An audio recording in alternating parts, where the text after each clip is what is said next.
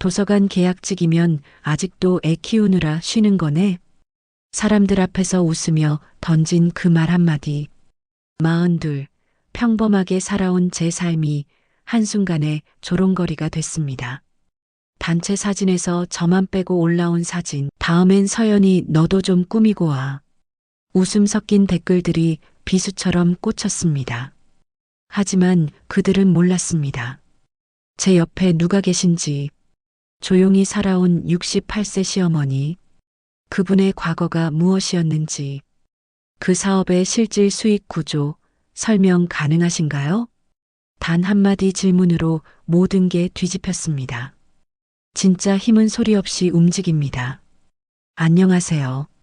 저는 오서연이라고 합니다. 올해 42이에요. 지금은 동네 도서관에서 계약직으로 일하고 있습니다. 아침 8시 반에 출근해서 오후 5시에 퇴근하죠. 책을 정리하고 대출 업무를 보고 가끔 어린이 독서교실 보조를 합니다. 월급은 많지 않지만 집에서 가까워서 좋아요. 그런데 사실 저도 한때는 이력서에 적을 만한 경력이 있었습니다. 대학을 졸업하고 광고회사 기획팀에서 5년을 일했거든요. 그러다 결혼하고 아이를 낳고 어느새 10여 년이 흘렀습니다. 오늘은 토요일입니다. 평소라면 집에서 밀린 집안일을 하거나 시어머니 댁에 들르는 날이에요. 그런데 오늘은 조금 다릅니다. 핸드백 안에 접힌 초대장이 들어있거든요. 제17회 지역 문화재단 동문의 밤이라는 제목이 적혀 있었습니다. 사실 이 모임은 15년 만입니다. 제가 회사를 그만둔 게 그때쯤이었으니까요. 처음엔 안 가려고 했습니다. 무슨 얼굴로 가겠어요. 하지만 초대장을 받고 나니 자꾸 마음이 쓰였습니다. 그때 함께 일했던 사람들은 지금 어떻게 지낼까? 다들 승진하고 자리 잡고 잘 살고 있겠죠. 그래서 결국 옷장 깊숙이 넣어뒀던 정장을 꺼냈습니다. 네이비색 재킷에 흰 블라우스였어요. 다행히 아직 입을 만했습니다. 거울 앞에 서서 한참을 바라봤습니다. 주름이 조금 늘었고 머리숱이 예전만 못했지만 그래도 괜찮아 보였어요. 오후 2시 호텔 로비에 도착했습니다. 서울 외곽 신도시에 새로 생긴 특급 호텔이었어요. 유리문을 밀고 들어서니 대리석 바닥이 반짝거렸습니다. 천장은 높고 샹들리에가 화려했죠. 로비 한쪽에 문화재단 동문 모임이라고 적힌 안내판이 보였습니다. 복도를 따라 걸어가는데 심장이 두근거렸습니다. 발걸음이 자꾸 느려졌어요. 그런데 뒤돌아갈 수는 없었습니다. 이미 여기까지 왔는걸요. 연회장 문을 열자 웅성거리는 소리가 들려왔습니다. 사람들은 여기저기 모여서 이야기를 나누고 있었어요. 누구는 와인을 들고 누구는 명함을 주고받았습니다. 다들 잘 차려입었더군요. 고급스러운 옷차림에 자신감 넘치는 표정들이었습니다. 저는 조용히 구석 쪽으로 걸어갔습니다. 테이블 위에는 다가가 준비돼 있었어요. 커피 한 잔을 들고 사람들을 둘러봤습니다. 아는 얼굴이 몇 보였지만 먼저 다가가기는 망설여졌습니다. 그때였습니다. 어머, 서연 씨 아니에요? 뒤에서 높은 목소리가 들렸습니다. 돌아보니 한 여자가 환하게 웃으며 다가왔어요. 백수진이었습니다. 저와 같은 나이인 42이죠. 예전에 같은 부서에서 일했던 사람입니다. 수진 씨는 베이지색 샤넬 투피스를 입고 있었습니다. 목에는 진주 목걸이가 반짝였고 손목에는 명품 시계가 채워져 있었어요. 화장도 완벽했습니다.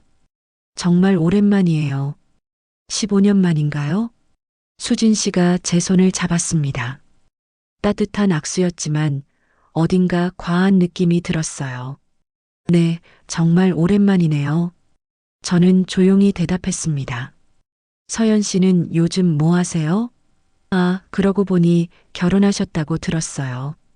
애는요? 몇 살이에요? 질문이 쏟아졌습니다.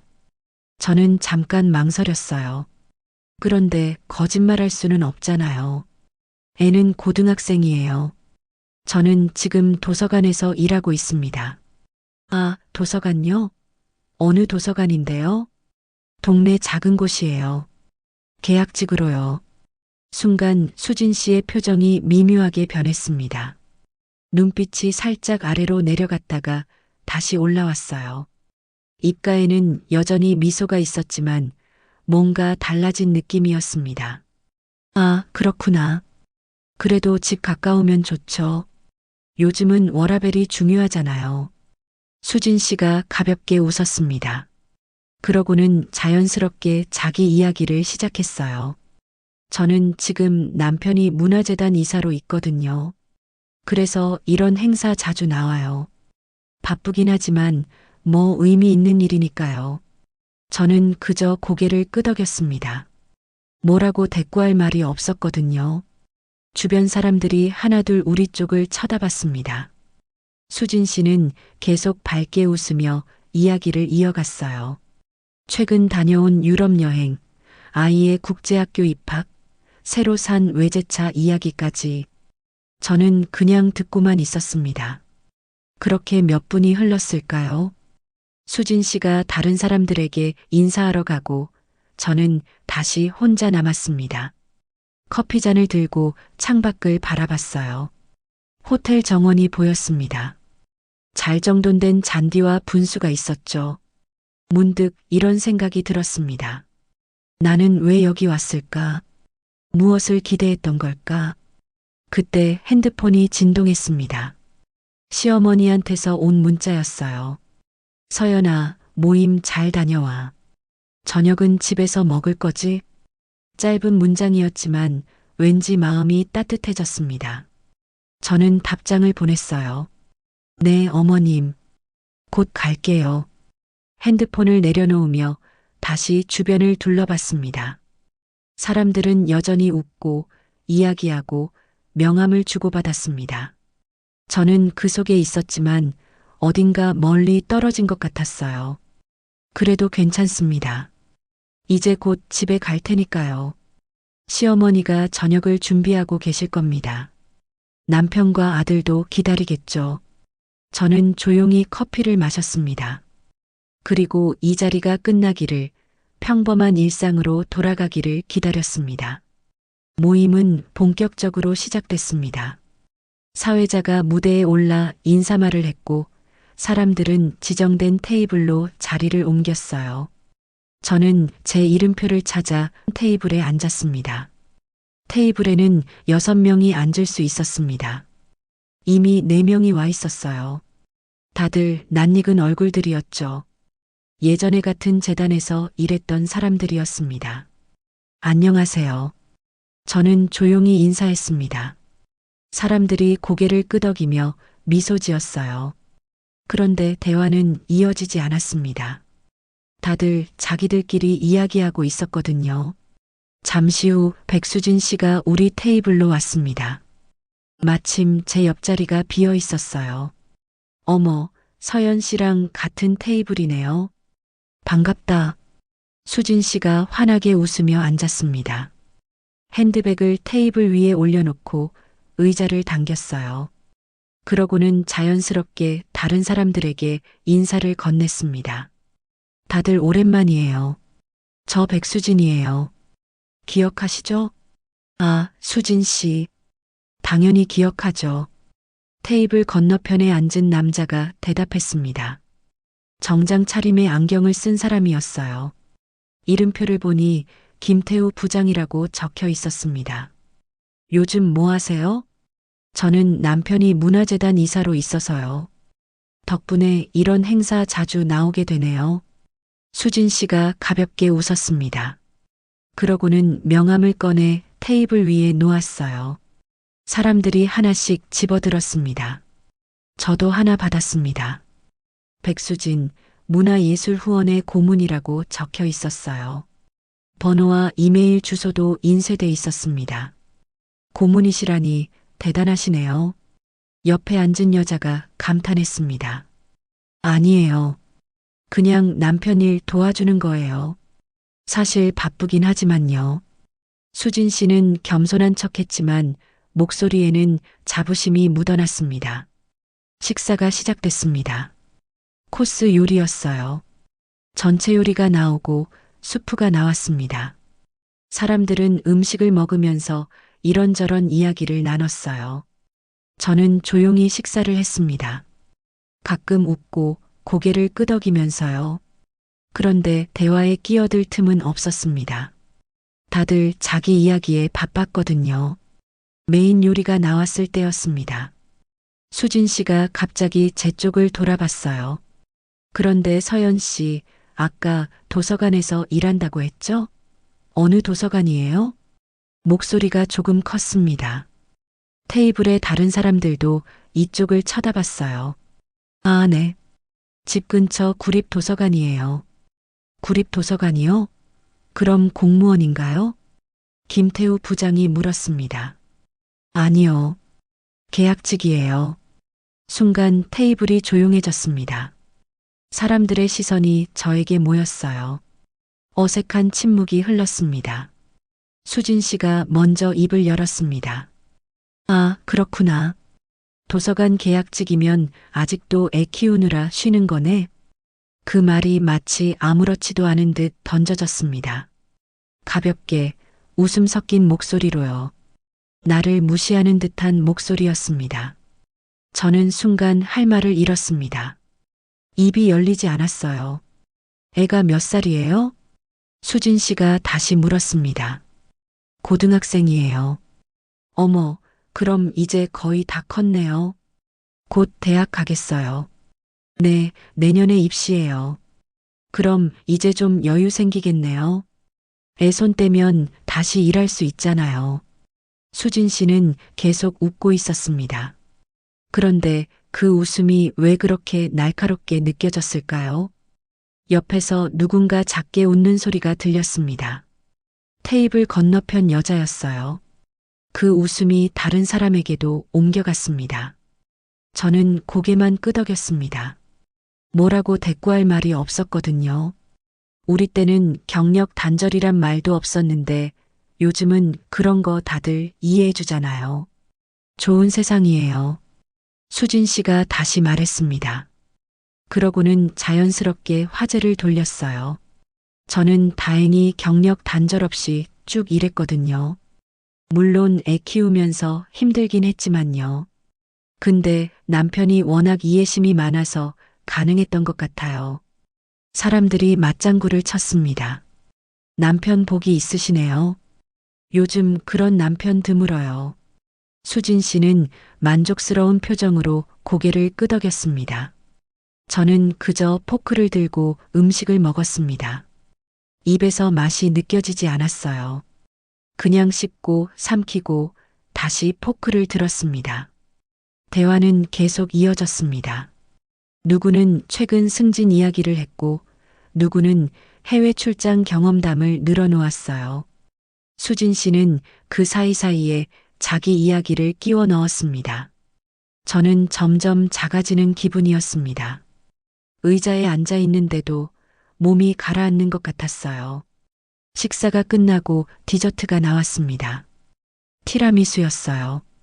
사람들은 커피를 마시며 편하게 이야기를 나눴습니다. 저는 핸드폰을 확인했습니다. 아들한테서 문자가 와 있었어요. 엄마, 저녁 뭐 먹어요? 짧은 문장이었지만 가슴이 뭉클했습니다. 저는 답장을 보냈어요. 할머니 댁에서 먹을 거야. 너도 잘 챙겨 먹어. 핸드폰을 내려놓고 다시 주변을 봤습니다. 수진 씨는 여전히 사람들과 활기차게 이야기하고 있었어요. 제 쪽은 쳐다보지도 않았습니다. 그때 문득 깨달았습니다. 이건 단순한 동문 모임이 아니었어요. 여기는 성공한 사람들끼리 자랑하는 자리였습니다. 명함을 주고받고 지위를 확인하고 서열을 나누는 곳이었죠. 그리고 저는 그 서열에서 가장 아래에 있었습니다. 모임이 끝나갈 무렵 사람들이 하나둘 자리에서 일어났습니다. 로비에서 다시 인사를 나누고 명함을 교환했어요. 수진 씨도 여러 사람과 악수를 나눴습니다. 그러다 마지막으로 제게 왔어요. 서연 씨, 오늘 만나서 반가웠어요. 다음에 또 봐요. 네, 안녕히 가세요. 저는 짧게 대답했습니다. 수진 씨는 다시 한번 웃고는 돌아섰어요. 저는 호텔을 나왔습니다. 주차장으로 걸어가는데 다리에 힘이 없었어요. 차에 올라타서 한참을 그대로 앉아 있었습니다. 핸들을 잡은 손이 떨렸습니다. 가슴속에서 뭔가 무너지는 느낌이었어요. 도서관 계약직이면 아직도 애 키우느라 쉬는 거네? 그 말이 자꾸 귓가에 맴돌았습니다. 아무렇지도 않게 웃으면서 던진 말이었죠. 그런데 왜 이렇게 아픈 걸까요? 저는 시동을 걸었습니다. 그리고 천천히 주차장을 빠져나왔어요. 집으로 가는 길 신호등 앞에서 멈췄을 때 백미러로 제 얼굴을 봤습니다. 피곤해 보였어요. 눈가에는 주름이 있었고 입술은 굳어 있었습니다. 문득 이런 생각이 들었습니다. 나는 언제부터 이렇게 작아졌을까? 언제부터 아무 말도 하지 못하게 됐을까? 그리고 또 깨달았습니다. 오늘 일은 단순한 실수가 아니었어요. 수진 씨는 일부러 그런 말을 한 거였습니다. 사람들 앞에서 공개적으로요. 신호등이 바뀌었습니다. 저는 다시 엑셀을 밟았어요. 집에 도착했을 때는 이미 어두웠습니다. 현관문을 열고 들어서니 시어머니가 거실에 계셨어요. 어머님 다녀왔습니다. 그래, 고생했어. 모임은 어땠어? 네, 좋았어요. 거짓말이었습니다. 하지만 시어머니한테 걱정 끼치고 싶지 않았어요. 저녁 준비해 뒀으니까 먹어. 감사합니다.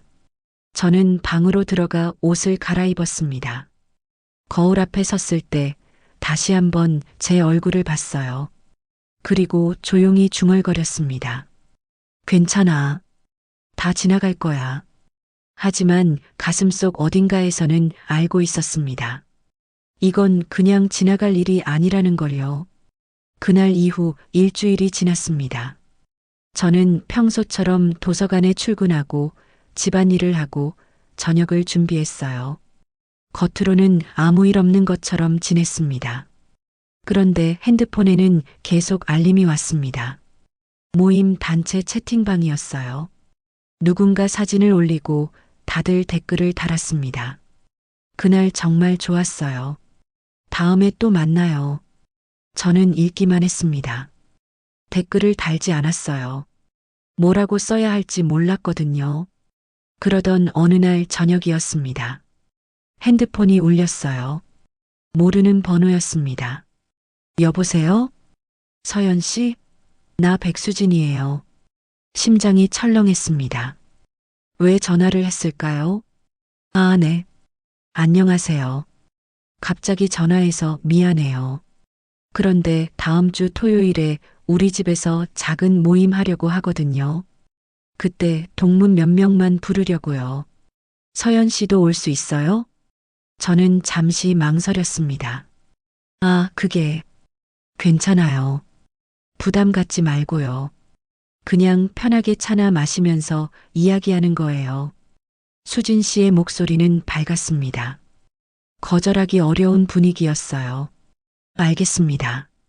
시간 되면 갈게요. 좋아요. 주소 문자로 보낼게요. 전화가 끊겼습니다.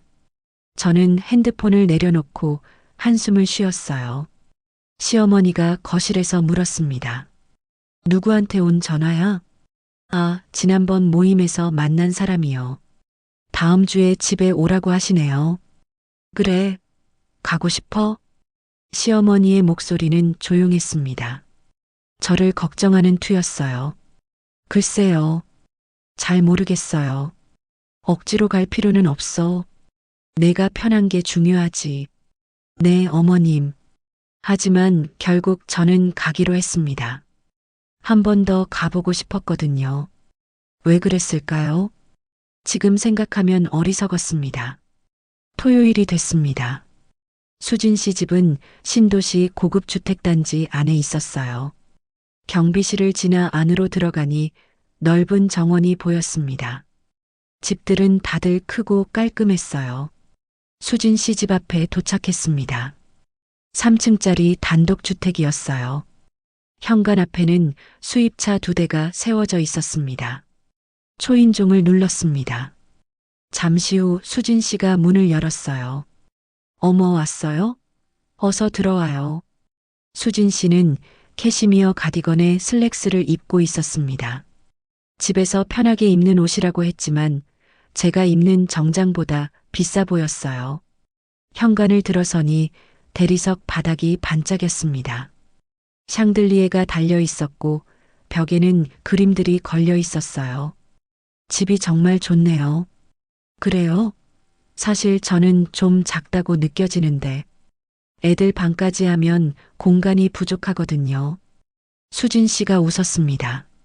그런데 그 웃음이 진심인지 과시인지 알 수 없었어요.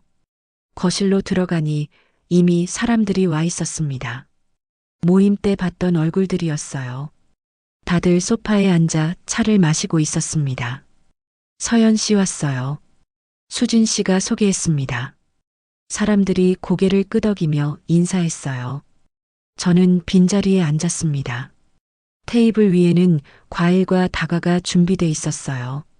수입 디저트들이었습니다. 다들 편하게 먹어요. 수진 씨가 말했습니다. 대화가 시작됐습니다. 처음에는 가벼운 이야기였어요.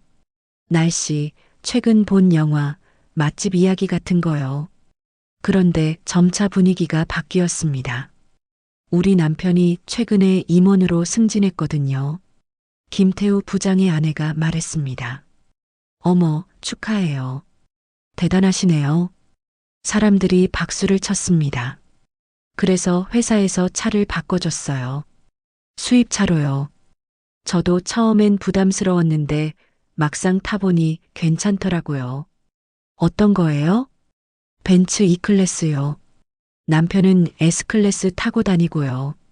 와, 좋겠다. 대화는 자연스럽게 차 이야기로 이어졌습니다.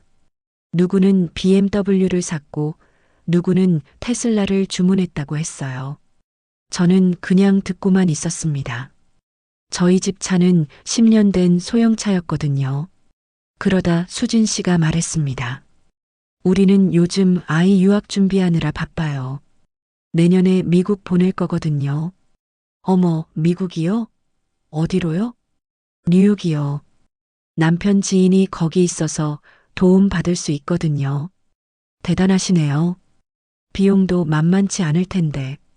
뭐, 애 미래를 위한 거니까요. 아깝지 않죠? 수진 씨가 가볍게 웃었습니다. 다른 사람들도 하나둘 자기 자녀 이야기를 꺼냈습니다. 누구는 국제학교에 보낸다고 했고, 누구는 사교육비로 한 달에 300만 원을 쓴다고 했어요. 그러다 누군가 제게 물었습니다. 서연 씨 아드님은 어디 고등학교 다녀요? 저는 잠깐 망설였습니다. 일반고요. 집 근처에 있는 학교예요. 아, 그렇구나. 요즘은 일반고도 좋다고 하더라고요. 그 말투가 왜 그렇게 위로처럼 들렸을까요?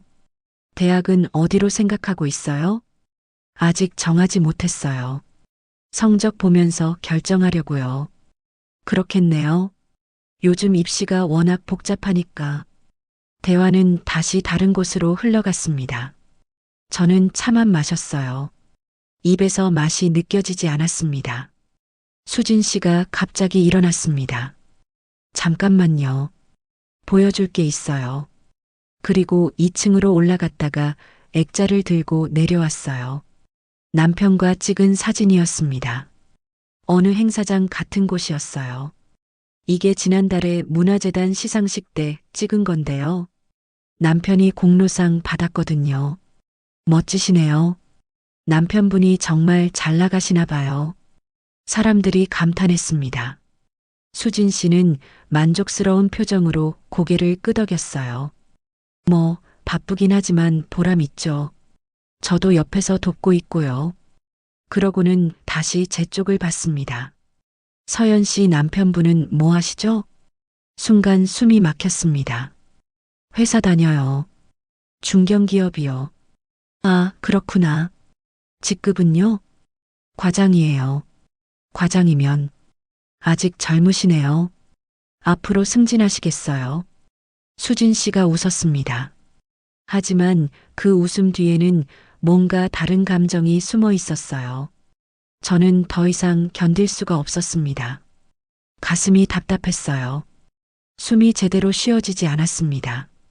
죄송한데 화장실 좀 다녀올게요. 아, 그래요. 저쪽이에요. 수진 씨가 가리켰습니다. 화장실에 들어가 문을 잠갔습니다. 거울 앞에 섰어요. 제 얼굴이 창백해 보였습니다. 손을 씻으며 생각했습니다. 왜 여기 왔을까? 왜 이런 자리에 앉아 있는 걸까? 조금 뒤 사람들이 화장실에 들어왔습니다. 서연 씨는 옷차림도 그렇고 일도 계약직에 사는 게 어려운가 봐라고 나의 험담을 하고 있었어요. 사람들이 밖으로 나간 후 한참을 그렇게 있다가 밖으로 나왔습니다. 거실에서는 여전히 대화가 이어지고 있었어요.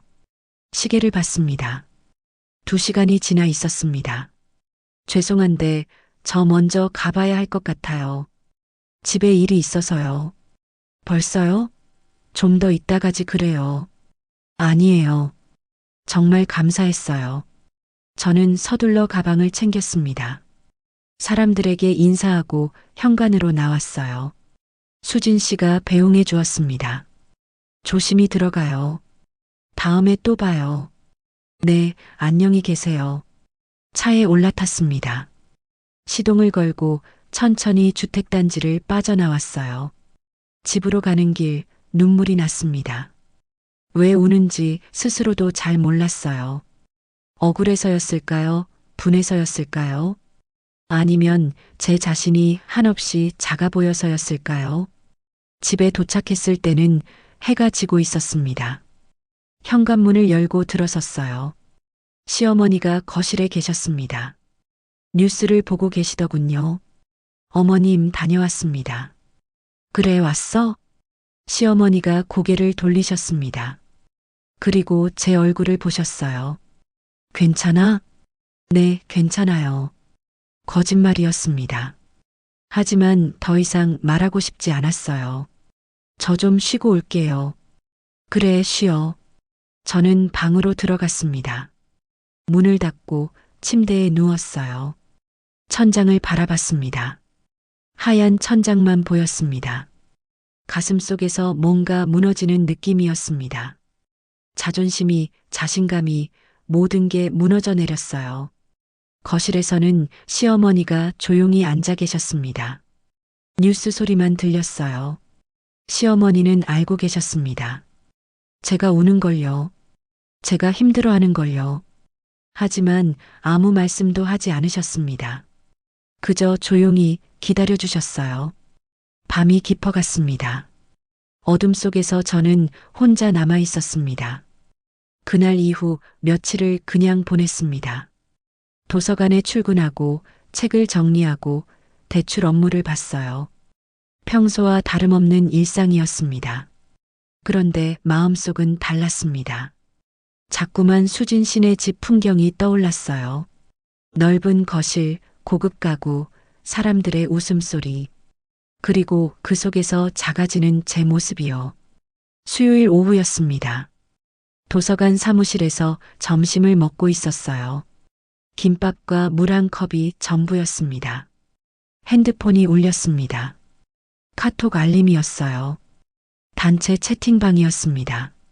백수진 씨가 사진을 올렸더군요. 지난 토요일 우리 집 모임 사진이에요. 다들 너무 예뻐서 공유해요. 사진을 열었습니다.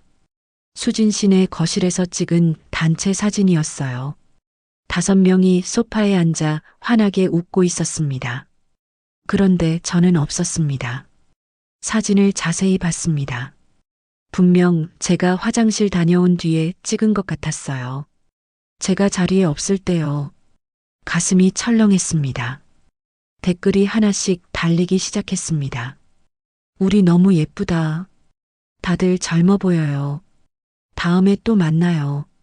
저는 핸드폰을 내려놓았습니다. 김밥을 먹으려 했지만 목이 메었어요. 물을 마셨지만 넘어가지 않았습니다. 잠시 후 다시 알림이 왔습니다. 백수진 씨였습니다. 서연 씨, 그날 일찍 가서 단체 사진 못 찍었네요. 아쉽다. 그리고 이모티콘 하나를 보냈어요. 웃는 얼굴이었습니다. 저는 답장하지 않았습니다. 뭐라고 써야 할지 몰랐거든요. 그런데 댓글은 계속 달렸습니다. 다음엔 서연도 같이 찍어요. 그러게요. 서연 씨도 좀 꾸미고 와. 우리랑 사진 찍게. 키읔키읔키읔 맞아요. 화장 좀 하고 오면 더 예쁠 것 같은데. 웃음 섞인 말투였습니다. 농담처럼 던진 말이었죠. 하지만 그 말들이 제 가슴에 비수처럼 박혔습니다. 저는 핸드폰을 꺼버렸습니다. 책상 서랍에 넣고 문을 닫았어요. 손이 떨렸습니다. 숨을 깊이 들이쉬었지만 가슴이 답답했습니다. 동료 직원이 사무실로 들어왔습니다. 서연 씨, 괜찮아요? 얼굴이 안 좋아 보여요. 네, 괜찮아요. 그냥 좀 피곤해서요. 너무 무리하지 마요. 오늘 일찍 들어가도 돼요. 아니에요. 괜찮아요. 저는 억지로 웃었습니다. 동료는 걱정스러운 표정으로 저를 바라봤지만 더 이상 묻지 않았어요. 오후 5시 퇴근 시간이 됐습니다. 저는 가방을 챙겨 도서관을 나왔어요. 주차장으로 걸어가는데 다리에 힘이 없었습니다. 차에 올라타 시동을 걸었지만 한참을 그대로 앉아 있었어요. 핸드폰을 다시 켰습니다. 알림이 20개가 넘게 쌓여 있었어요. 전부 단체 채팅방이었습니다.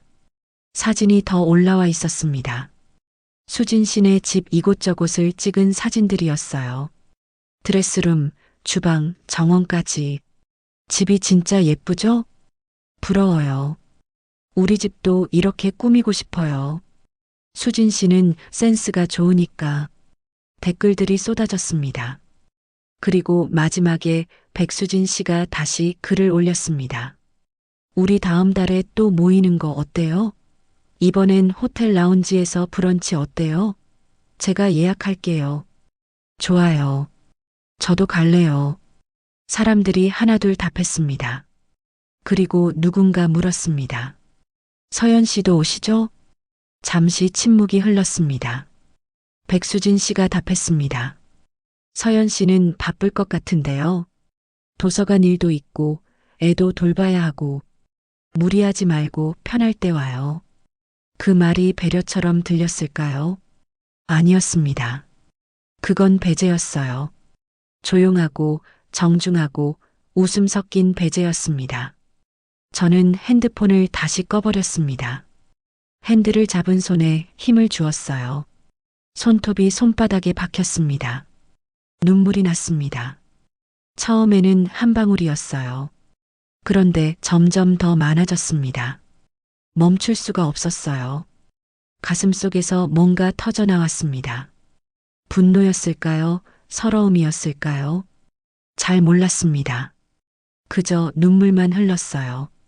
주차장은 조용했습니다. 다른 차들은 이미 떠나고 없었어요. 저만 혼자 남아 있었습니다. 한참을 울었습니다. 소리 없이 조용히요. 그러다 문득 깨달았습니다. 저는 지워지고 있었어요. 그 사람들에게서, 그 자리에서, 모든 곳에서요. 사진에서 빠지고, 대화에서 밀려나고, 존재 자체가 사라지고 있었습니다. 그리고 제가 할 수 있는 건 아무것도 없었어요. 그저 당하고, 참고, 견디는 것뿐이었습니다. 시동을 걸었습니다. 눈물을 닦고 천천히 주차장을 빠져나왔어요. 집으로 가는 길 신호등 앞에서 멈췄습니다. 백미러로 제 얼굴을 봤어요. 눈이 빨갛게 부어 있었습니다. 이대로는 안 돼. 그 생각이 들었습니다. 이렇게 당하고만 있을 순 없어. 하지만 뭘 할 수 있을까요? 저는 그저 도서관 계약직일 뿐이에요. 돈도 없고 권력도 없고 배경도 없었습니다. 신호등이 바뀌었습니다. 저는 다시 앞을 보고 운전했어요. 집에 도착했을 때는 어두웠습니다. 현관문을 열고 들어섰어요. 시어머니가 거실에 계셨습니다. 뉴스를 보고 계시더군요. 어머님 다녀왔습니다. 목소리가 떨렸습니다. 티가 났을까요?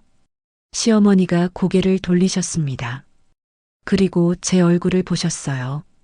한참을 저를 바라보시더니 조용히 말씀하셨습니다. 서연아, 힘들면 말해. 그 말 한마디에 또 눈물이 났습니다. 괜찮아요, 어머님. 저 좀 쉬고 올게요. 그래, 쉬어. 방으로 들어갔습니다. 문을 닫고 침대에 앉았어요. 핸드폰을 꺼내 다시 단체 채팅방을 열었습니다. 사진들이 그대로 있었어요. 댓글들도 그대로였습니다. 서연도 좀 꾸미고 와. 화장 좀 하고 오면 더 예쁠 것 같은데. 그 말들을 하나하나 다시 읽었습니다. 그리고 가슴속에 새겼어요. 창밖을 봤습니다. 밤하늘에 별이 보였어요. 작고 멀고 희미한 별들이었습니다. 저는 천천히 일어났습니다. 거울 앞에 섰어요. 부은 눈, 피곤한 얼굴, 처진 어깨. 하지만 눈빛은 달랐습니다. 이대로 끝낼 순 없어. 다시 일어서야 해. 내가 누군지 보여줘야 해. 아직은 방법을 몰랐습니다. 어떻게 해야 할지도 몰랐어요. 하지만 결심했습니다. 더 이상 당하고만 있지 않겠다고. 더 이상 지워지지 않겠다고. 거울 속 제 눈을 똑바로 바라봤습니다. 그 눈빛은 예전과 달랐습니다. 흔들리지 않았어요. 밤은 깊어갔습니다. 하지만 저는 이제 두렵지 않았습니다. 무언가 시작될 것 같았거든요. 다음 날 아침이었습니다. 저는 평소보다 일찍 일어났어요. 잠을 제대로 못 잤거든요. 거실로 나가니 시어머니가 이미 깨어 계셨습니다. 차를 드시고 계시더군요. 어머님, 안 주무셨어요? 응, 일찍 깼어. 시어머니는 조용히 대답하셨습니다. 그리고 제 얼굴을 보셨어요. 앉아. 저는 시어머니 맞은편에 앉았습니다. 시어머니가 찻잔을 하나 더 꺼내셨어요. 따뜻한 차를 따라주셨습니다. 마셔. 감사합니다. 차를 받아들었습니다. 김이 올라왔어요. 따뜻했습니다. 한참을 그렇게 조용히 앉아 있었습니다. 시어머니는 아무 말씀도 하지 않으셨어요. 그냥 차를 드시며 창밖을 보셨습니다. 그러다 조용히 물으셨습니다. 그 사람 누가 제일 심했니? 순간 숨이 멈췄습니다. 시어머니는 알고 계셨어요. 제가 무슨 일을 겪었는지, 얼마나 힘들었는지요. 저는 찻잔을 내려놓았습니다. 손이 떨렸어요. 백수진이라는 사람이에요. 예전에 같은 재단에서 일했던 사람이에요. 무슨 일을 했는데? 시어머니의 목소리는 잔잔했습니다. 하지만 그 속에는 뭔가 다른 힘이 느껴졌어요. 저는 천천히 이야기했습니다. 모임에서 있었던 일, 수진 씨네 집에서 들었던 말, 단체 채팅방에 올라온 사진과 댓글들까지요. 시어머니는 말없이 들으셨습니다. 표정은 변하지 않았어요. 하지만 눈빛이 달라졌습니다. 그래서 내가 울었구나. 죄송해요, 어머님. 걱정 끼쳐드려서요. 왜 미안해해. 내 잘못이 아니잖아. 시어머니가 제 손을 잡으셨습니다. 따뜻했어요. 서연아, 세상엔 두 종류 사람이 있어. 힘으로 사람을 누르는 사람이 있고 힘을 가지고도 조용히 지키는 사람이 있지. 저는 고개를 들었습니다. 시어머니의 눈빛이 깊었습니다. 마치 먼 곳을 보는 것 같았어요. 나도 한때는 힘이 있었어. 어머님? 시어머니는 잠시 말을 멈추셨습니다. 그러고는 천천히 말씀하셨어요. 옛날 일이야. 아주 오래전에 나는 회사에서 일했어. 큰 공기업이었지. 구조조정을 총괄하는 자리에 있었어. 저는 놀랐습니다. 시어머니가 그런 일을 하셨다는 걸 처음 들었거든요. 숫자 하나로 사람들 인생이 바뀌는 자리였어. 이 부서를 살릴까, 저 부서를 없앨까, 이 사람을 남길까, 저 사람을 내보낼까, 매일 그런 결정을 했지. 시어머니의 목소리는 낮았습니다. 힘들었어. 밤마다 잠을 못 잤어. 내 결정 하나로 누군가 가족을 못 먹여 살리게 되니까. 누군가 꿈을 포기하게 되니까. 찻잔을 들어 한 모금 마셨습니다. 그래도 해야 했어. 회사를 살려야 했으니까. 더 많은 사람을 지켜야 했으니까. 시어머니가 저를 보셨습니다. 그때 배웠어. 진짜 힘이 뭔지. 진짜 힘은 큰 소리 치는 게 아니야. 조용히, 정확하게, 필요할 때만 쓰는 거지. 저는 가만히 들었습니다. 서연아, 그 사람들은 진짜 힘이 없어. 그래서 말로 사람을 누르는 거야. 그게 전부거든. 시어머니가 다시 제 손을 잡으셨습니다. 하지만 너한텐 진짜 힘이 있어. 견디는 힘, 참는 힘, 다시 일어서는 힘이 있어. 그게 진짜야. 눈물이 났습니다. 이번엔 슬픔이 아니었어요. 뭔가 다른 감정이었습니다. 조금만 기다려. 때가 되면 내가 도와줄게. 시어머니의 목소리는 확신에 차 있었습니다. 저는 고개를 끄덕였습니다. 창밖으로 햇살이 들어왔습니다. 따뜻한 빛이 거실을 채웠어요. 시어머니는 다시 차를 드셨습니다. 표정은 평온했지만 눈빛은 달랐습니다. 그 눈빛에는 오랜 세월이 담겨 있었습니다. 수많은 결정, 수많은 책임, 그리고 조용한 힘이요. 저는 그제야 알았습니다. 시어머니가 누구였는지, 어떤 사람이었는지를요. 그리고 깨달았습니다. 저는 혼자가 아니었어요. 그날 오후 시어머니는 서재에 들어가셨습니다. 문을 닫으시더군요. 저는 거실에서 설거지를 하고 있었어요. 그런데 시어머니 방에서 낮은 목소리가 들렸습니다. 전화 통화를 하시는 것 같았어요. 1시간쯤 지났을까요? 시어머니가 나오셨습니다. 서연아, 잠깐 이리 와봐. 네, 어머님. 저는 서재로 들어갔습니다. 시어머니는 책상 앞에 앉아 계셨어요. 노트북이 켜져 있었고 메모지에 뭔가 적혀 있었습니다. 앉아. 의자를 당겨 앉았습니다. 시어머니가 안경을 쓰고 노트북 화면을 보셨습니다. 백수진 남편 이름이 뭐라고 했지?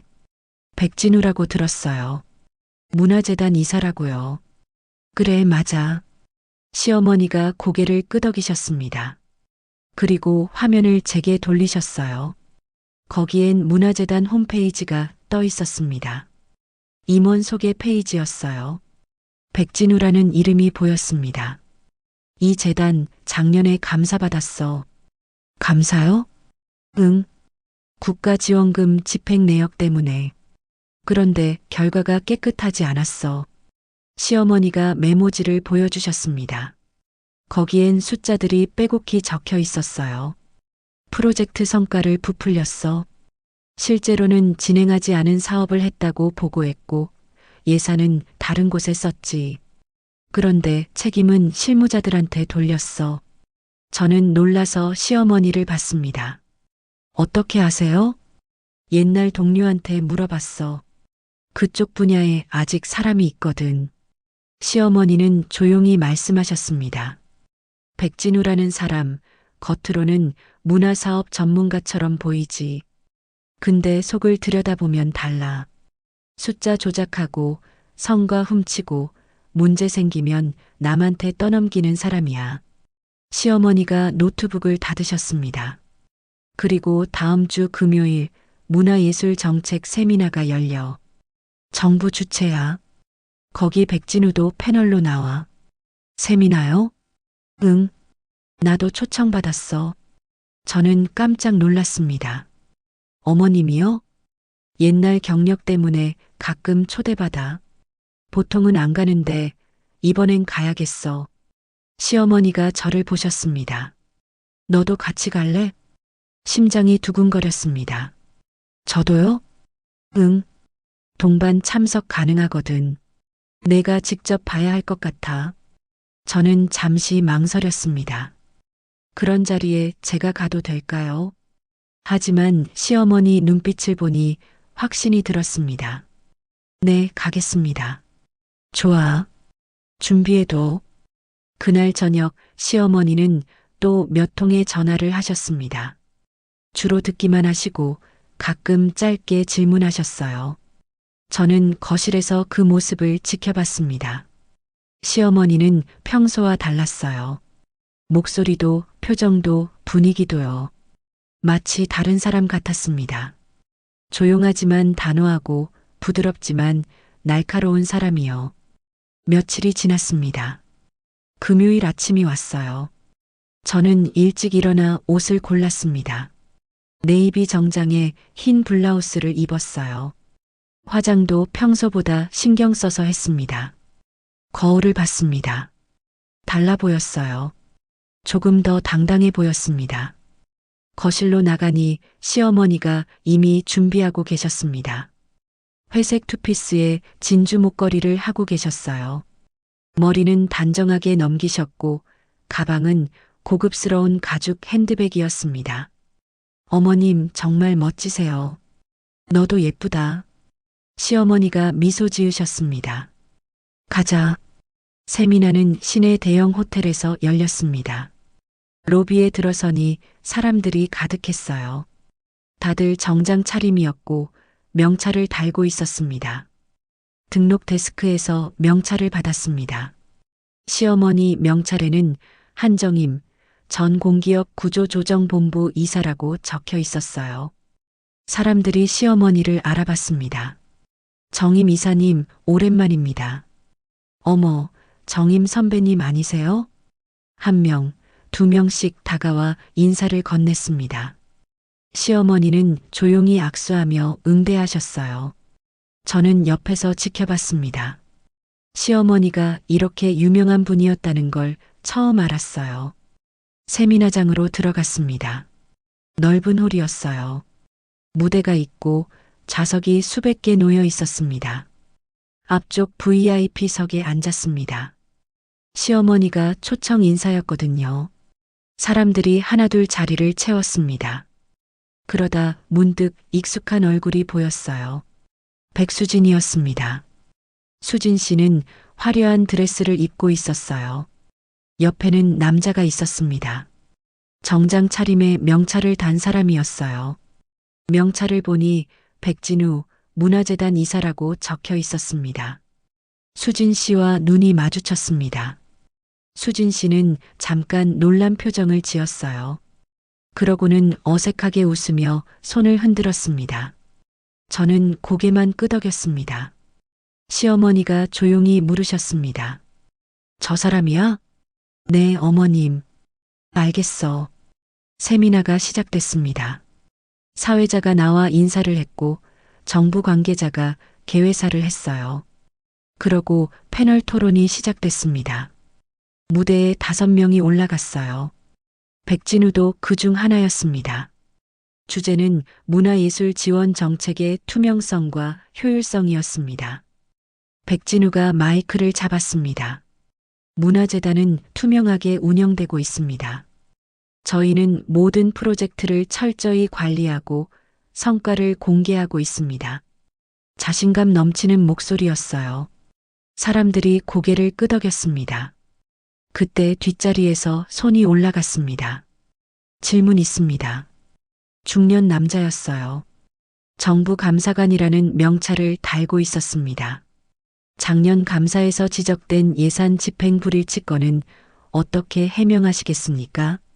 순간 백진우의 얼굴이 굳었습니다. 그건 실무자의 착오였고 이미 시정했습니다. 실무자 책임입니까? 이사님께서 승인하신 프로젝트 아니었습니까? 그건 백진우가 말을 더듬었습니다. 객석이 웅성거렸습니다. 사람들이 수군거렸어요.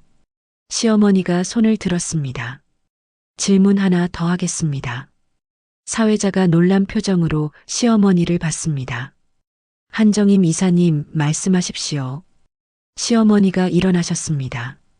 문화재단이 작년에 보고한 청소년 예술 교육 프로젝트 실제 참여 인원이 보고서와 다르다는 증언이 있습니다. 확인하신 적 있습니까?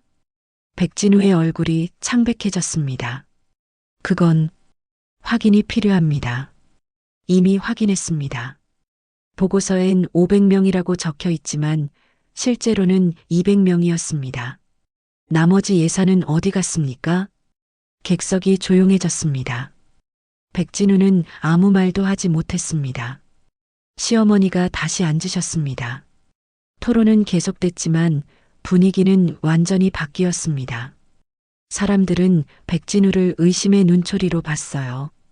세미나가 끝났습니다.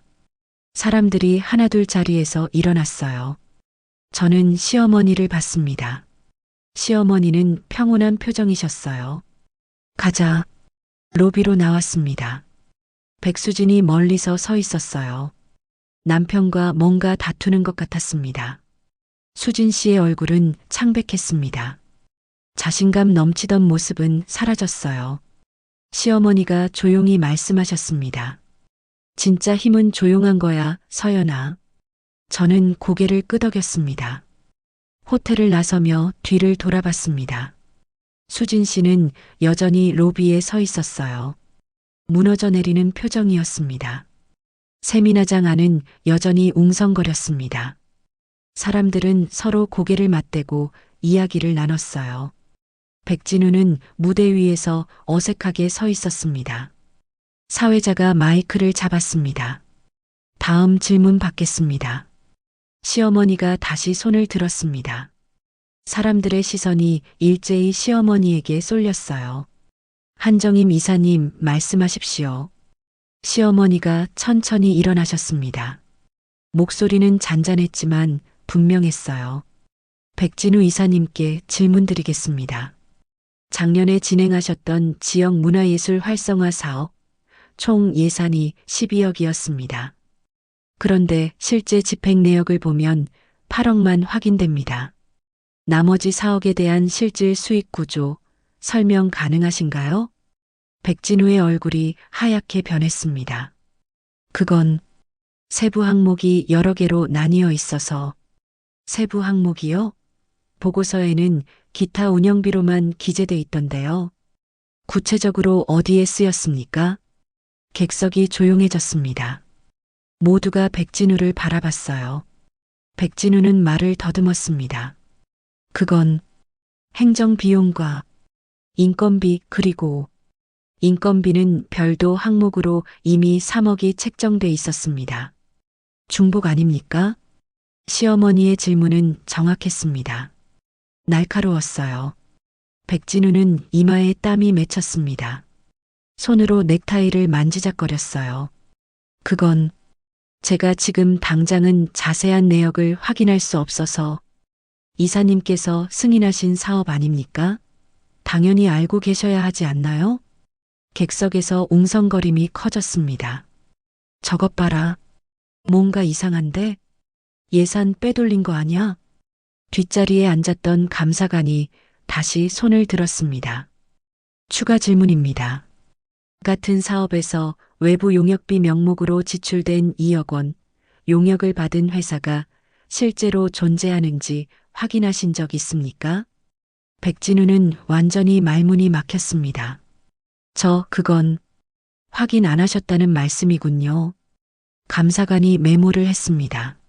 무대 옆에 앉아있던 정부 관계자가 일어났습니다. 잠시만요. 이 건에 대해서는 즉시 감사가 필요할 것 같습니다. 세미나 종료 후 별도 회의를 갖겠습니다. 객석이 더 시끄러워졌습니다. 백진우는 무대 위에서 굳어 있었어요. 손이 떨렸습니다. 자신감 넘치던 모습은 온데간데 없었어요. 시어머니가 다시 앉으셨습니다.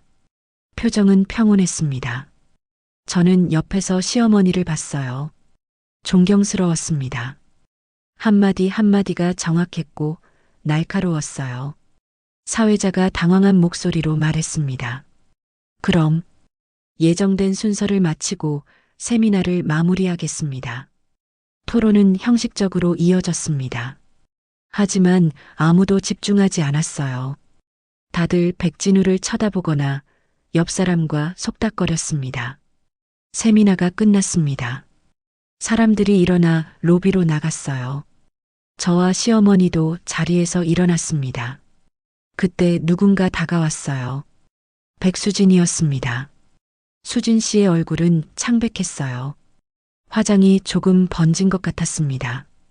저 정임. 이사님? 수진 씨가 떨리는 목소리로 말했습니다. 시어머니는 조용히 수진 씨를 봤습니다. 아무 말씀도 하지 않으셨어요. 제가 오해가 있었던 것 같습니다. 남편이 수진 씨는 말을 잇지 못했습니다.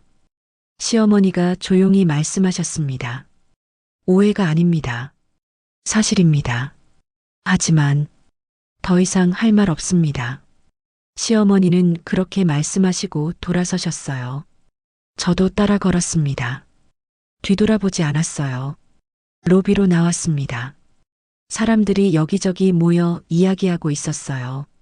다들 백진우 이야기를 하고 있었습니다. 저거 완전히 끝났어. 감사 들어가면 다 드러날 거야. 이사 자리 못 지키겠는걸? 수군거림이 계속 들렸습니다. 저는 시어머니와 함께 밖으로 나갔습니다. 햇살이 눈부셨어요.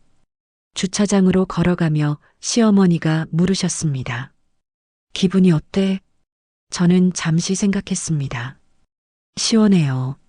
그런데 동시에 조금 허무하기도 해요. 왜? 제가 아무것도 안 했거든요. 어머님이 다 하셨잖아요. 시어머니가 멈춰 서셨습니다.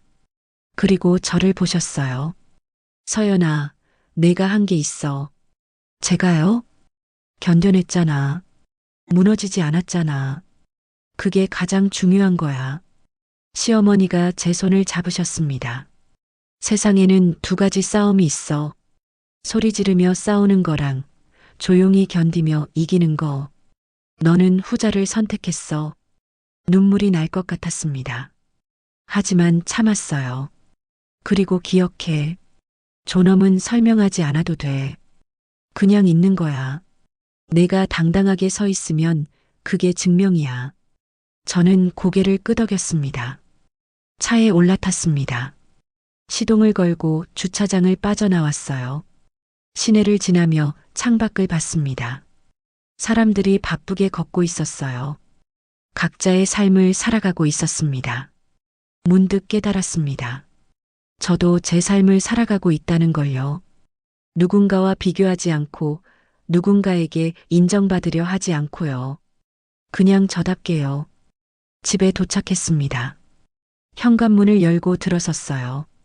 남편과 아들이 거실에 있었습니다. 엄마 다녀오셨어요? 아들이 반갑게 인사했습니다. 응, 다녀왔어. 세미나 어땠어요? 좋았어. 많이 배웠어. 저는 웃었습니다. 진심으로요. 저녁을 준비했습니다. 평소처럼 김치찌개를 끓이고 밥을 지었어요. 반찬을 꺼내 상을 차렸습니다. 가족이 모여 밥을 먹었습니다. 남편은 회사 이야기를 했고 아들은 학교 이야기를 했어요. 시어머니는 조용히 식사하셨습니다. 평범한 저녁이었습니다. 특별할 것 없는 일상이었어요. 하지만 그 일상이 소중했습니다. 제가 지켜낸 것들이었거든요. 식사를 마치고 설거지를 했습니다. 그러다 핸드폰을 봤어요. 단체 채팅방에 알림이 와 있었습니다. 백수진이 채팅방을 나갔다는 메시지였습니다. 저는 핸드폰을 내려놓았습니다. 더 이상 확인하지 않았어요. 창밖을 봤습니다. 밤하늘에 별이 떠 있었어요. 예전과 똑같은 별들이었습니다. 하지만 오늘은 더 밝아 보였어요. 시어머니가 거실에서 차를 드시고 계셨습니다. 저도 옆에 앉았어요. 어머님, 감사합니다. 뭐가? 모든 게요. 저를 지켜주셔서요. 시어머니가 미소 지으셨습니다. 가족이잖아. 그 한마디면 충분했습니다. 저는 차를 마셨습니다. 따뜻했어요. 가슴 속에서 뭔가 풀리는 느낌이었습니다.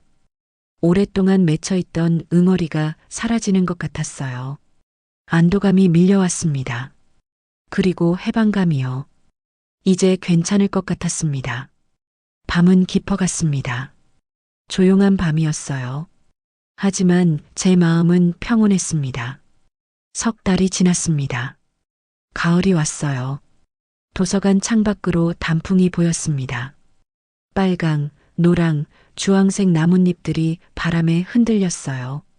저는 책을 정리하고 있었습니다. 평소와 똑같은 일이었어요.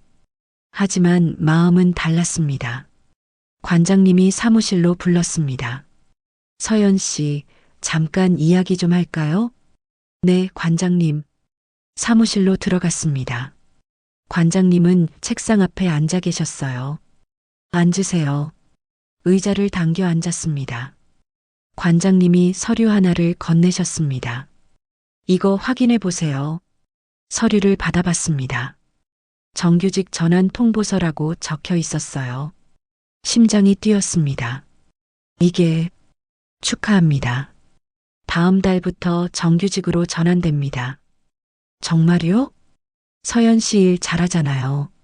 성실하고 책임감도 강하고 정규직 자리 생겼는데 당연히 서연 씨가 받아야죠.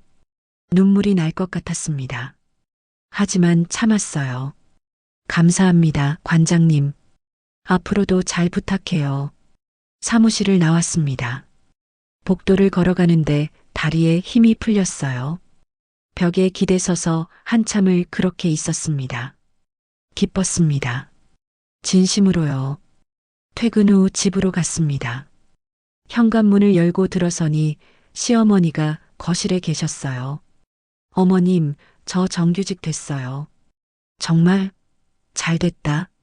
시어머니가 환하게 웃으셨습니다. 축하해, 서연아. 감사합니다, 어머님. 그날 저녁 가족이 모여 작은 축하 파티를 했습니다. 시어머니가 음식을 준비하셨어요. 남편은 케이크를 사왔고 아들은 꽃다발을 건넸습니다. 엄마, 축하해요. 고마워, 아들. 평범한 축하였습니다. 화려하지 않았어요. 하지만 따뜻했습니다. 며칠 후 핸드폰을 정리하고 있었습니다. 오래된 채팅방들을 확인했어요. 그 단체 채팅방이 보였습니다. 알림을 꺼놨던 방이었어요. 한참을 그대로 뒀었습니다. 마지막 메시지를 확인했습니다. 2달 전 거였어요. 누군가 올린 사진이었습니다. 더 이상 볼 필요가 없었습니다. 저는 채팅방을 나왔습니다. 삭제 버튼을 눌렀어요. 정말 나가시겠습니까? 라는 문구가 떴습니다. 망설임 없이 확인을 눌렀습니다. 채팅방이 사라졌습니다. 가슴이 후련했어요. 주말이었습니다. 시어머니와 함께 시장에 갔어요. 장을 보고 집으로 돌아오는 길이었습니다. 어머님, 그때 정말 감사했어요. 무슨 소리야? 당연한 거지. 아니에요. 어머님 아니었으면 저 계속 무너져 있었을 거예요. 시어머니가 걸음을 멈추셨습니다. 그리고 저를 보셨어요. 서연아, 내가 강했던 거야. 나는 그냥 옆에 있었을 뿐이야. 하지만 조용히 살아온 사람은 약한 게 아니야. 그냥 싸우는 방식이 다른 거지. 시어머니의 말씀이 가슴에 와닿았습니다. 그리고 기억해. 너를 지켜준 건 말이 아니라 관계였어. 가족이 사랑하는 사람들이 함께 있었기 때문이야. 저는 고개를 끄덕였습니다. 집에 돌아와 장을 정리했습니다. 냉장고에 채소를 넣고 과일을 씻었어요. 그러다 문득 창밖을 봤습니다. 가을 햇살이 따뜻했어요. 몇 달 전이 떠올랐습니다. 호텔 모임, 수진 씨네 집, 단체 사진, 그리고 눈물 흘리던 날들이요. 가슴이 울컥했습니다. 하지만 슬프지 않았어요. 그냥 먹먹했습니다. 그 시간들이 있었기에 지금의 제가 있다는 걸 알았거든요. 저녁을 준비했습니다. 된장찌개를 끓이고 생선을 구웠어요. 상을 차리고 가족을 불렀습니다. 다 같이 모여 밥을 먹었습니다. 남편이 물었습니다. 요즘 기분 좋아 보여. 응, 좋아. 뭐 좋은 일 있어? 그냥 평범한 게 좋아. 시어머니가 미소 지으셨습니다. 아들도 웃었어요. 식사를 마치고 설거지를 했습니다. 그리고 시어머니와 함께 차를 마셨어요. 어머님, 왜? 저 이제 괜찮아요. 정말로요. 시어머니가 제 손을 잡으셨습니다. 알아. 내 얼굴 보면 알지. 밤이 되었습니다. 가족은 각자 방으로 들어갔어요. 저는 침대에 누워 천장을 봤습니다. 조용한 밤이었습니다. 문득 이런 생각이 들었습니다. 인생에서 가장 중요한 건 화려함이 아니었어요. 성공도 인정도 아니었습니다. 그저 나를 사랑하는 사람들과 함께 있는 것, 그들과 평범한 하루를 사는 것, 그게 전부였습니다. 눈을 감았습니다. 평온했어요. 내일도 도서관에 출근할 겁니다. 책을 정리하고 대출 업무를 보고 퇴근해서 집에 올 거예요. 평범한 하루가 계속될 겁니다. 하지만 그 평범함 속에 제가 있습니다. 당당한 제가요. 그걸로 충분했습니다. 다음 날 아침 시어머니와 함께 산책을 나갔습니다. 동네 공원을 천천히 걸었어요. 단풍이 떨어지고 있었습니다. 바람에 날려 땅에 내려앉았어요. 시어머니가 제 손을 잡으셨습니다. 따뜻했습니다. 우리는 그렇게 함께 걸었습니다. 말없이 조용히요. 하지만 그 침묵 속에 모든 게 있었습니다. 사랑도 믿음도 희망도요. 햇살이 등 뒤에서 비쳤습니다. 앞으로 나아가는 우리를 비추며 따뜻하게 감싸주었습니다. 조용히 살아온 사람은 약한 게 아니었습니다. 그냥 싸우는 방식이 다를 뿐이에요. 그리고 진짜 당신을 지켜주는 건 말이 아니라 곁에 있는 사람들입니다. 세상은 때로 불공평하고 말 한마디가 사람을 무너뜨리기도 합니다. 하지만 기억하세요. 조용히 견디는 당신은 약한 게 아닙니다. 진짜 힘은 소리 없이 자라고 진짜 승리는 조용히 찾아옵니다. 그리고 당신 곁엔 언제나 당신을 지켜주는 사람들이 있습니다. 그럼 오늘 이야기는 여기까지입니다. 영상을 시청해주신 모든 분들 고맙습니다. 저는 AI 나레이션 연이었습니다. 구독과 좋아요 부탁드립니다. 감사합니다.